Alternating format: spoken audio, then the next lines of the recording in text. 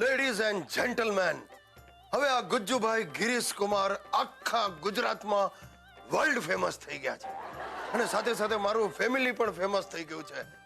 Vibrant ગુજરાતનું vibrant family.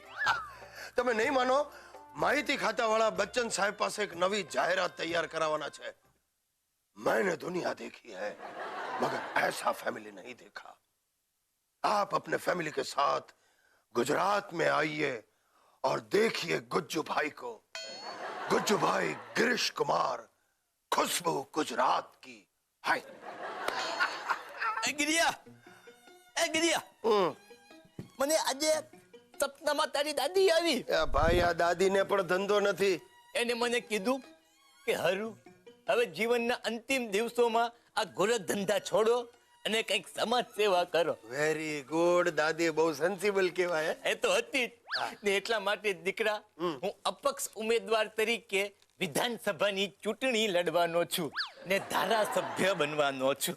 એ રેવા દો દાદાજી, સારા કામ કરવાને તો ઘરના ખૂણામાં બેઠા બેઠા થઈ શકે.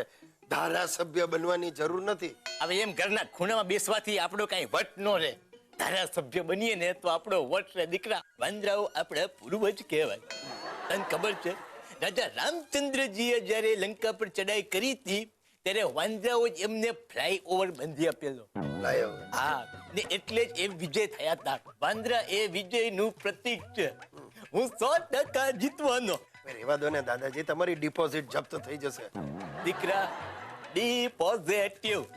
હા, મને ખબર છે. બી પોઝિટિવ તમારું બ્લડ ગ્રુપ છે, તો લોહી તૈયાર રાખો.